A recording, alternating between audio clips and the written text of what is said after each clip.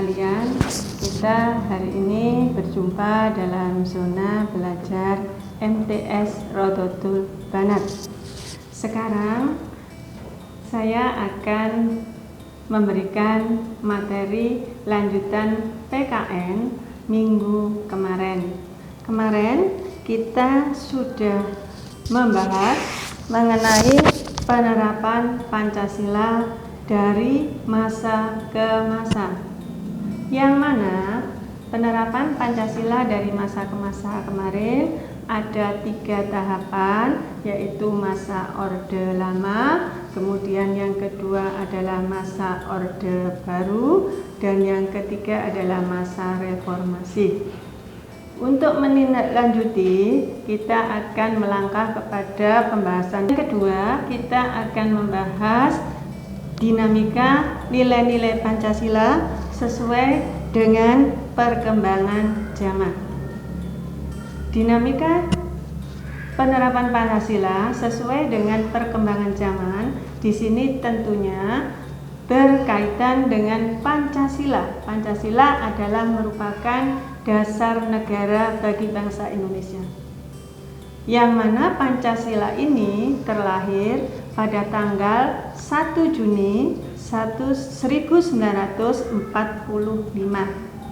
Kemudian Pancasila ini diterapkan para pendiri negara sebagai dasar negara pada tanggal 18 Agustus 1945.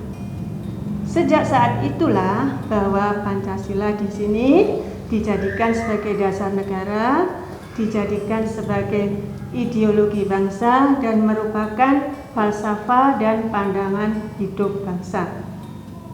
Di sini sebagai ideologi bangsa, Pancasila ini mempunyai nilai-nilai yang kita sebut dengan sila-sila. Nilai-nilai yang ada di Pancasila sesuai dengan pengertian dari kata Pancasila ada 5 dasar. Yang pertama adalah sila pertama, ketuhanan yang Maha Esa. Kemudian sila kedua, kemanusiaan yang adil dan beradab. Sila ketiga, persatuan Indonesia. Dan sila keempat, kerakyatan yang dipimpin oleh hikmat, kebijaksanaan dalam permusyawaratan perwakilan. Serta sila kelima, keadilan sosial bagi seluruh rakyat Indonesia. Yang mana dari sila 1 dengan sila sampai sila yang kelima ini saling berhubungan atau saling berkaitan. Di sini yang akan kita bahas adalah mengenai Pancasila dijadikan sebagai ideologi bagi bangsa Indonesia. Baik, kita dalam materi ini kita akan membahas 2 hal, yaitu yang pertama mengenai ideologi terbuka dan yang kedua adalah kedudukan Pancasila sebagai ideologi terbuka. Baik, kita lanjutkan yang pertama dulu. Sebagai ideologi terbuka, apa sih sebenarnya yang kita maksud dengan ideologi terbuka? Di sini ideologi terbuka, ideologi yang merupakan diambil dari nilai-nilai kebudayaan yang ada di masyarakat. Setelah ada ideologi terbuka, tentunya ada sifat yang dinamakan dengan ideologi tertutup. Apa itu ideologi tertutup? Ideologi tertutup di sini adalah ideologi yang digali dari luar, bukan dari dalam masyarakat itu, tapi datang dari luar dan sifatnya adalah memaksa. Sehingga di sini akan menimbulkan sesuatu sifat, yaitu yang lebih kita kenal dengan otoriter. Ya, sifat otoriter yang mementingkan kepentingannya sendiri atau kepentingan negara itu saja, tidak memikirkan masyarakatnya. Baik, kita lanjut. Terus kalau Pancasila bagaimana? Pancasila masuk di dalam apa? Pancasila di sini termasuk dalam ideologi Pancasila yang terbuka. Kenapa? Karena Pancasila sebagai ideologi terbuka, di sini Pancasila itu nilai-nilai yang terkandung didapatkan dari nilai-nilai kehidupan masyarakat bangsa Indonesia sendiri, yaitu dari kebudayaan bangsa Indonesia.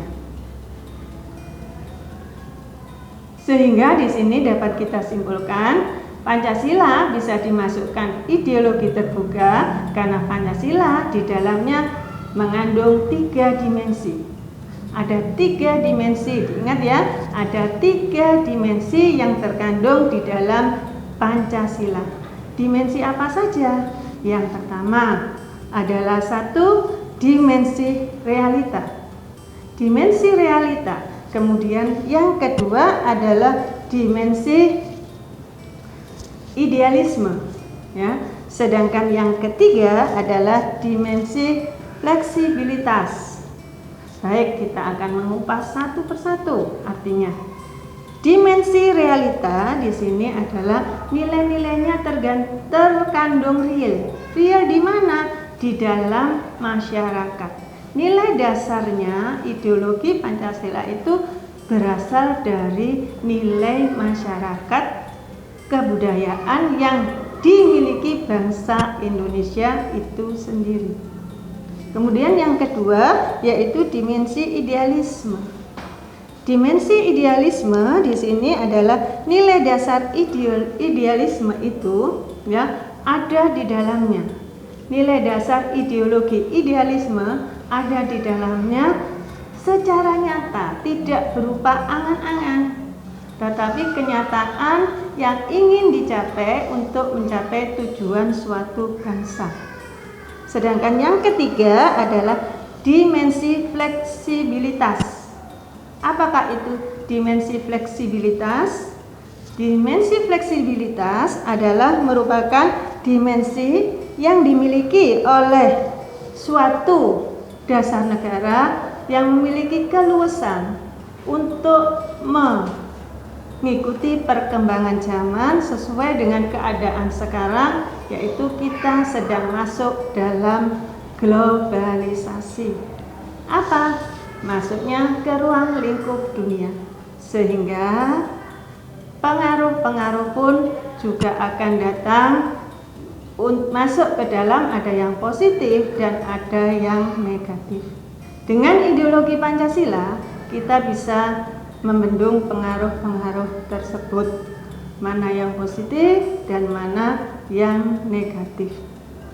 Sehingga disinilah maka dari 3 dimensi inilah maka Pancasila itu bisa kita masukkan sebagai ideologi terbuka. Karena sudah memenuhi syarat sebagai ideologi terbuka yang bisa mengikuti perkembangan zaman, sehingga tujuan bangsa dan negara itu akan tercapai. Ya. Dari situ, dari materi yang sudah saya sajikan tadi, dapat kita simpulkan bahwa ideologi terbuka adalah ideologi yang digali dari masyarakat itu sendiri, dari kebudayaan bangsa itu sendiri, sedangkan Pancasila merupakan ideologi terbuka karena Pancasila sudah memenuhi syarat-syarat sebagai ideologi terbuka, yaitu memiliki 3 dimensi, yaitu dimensi realita, kemudian dimensi idealisme, dan yang ketiga adalah dimensi fleksibilitas. Demikian materi yang saya berikan hari ini.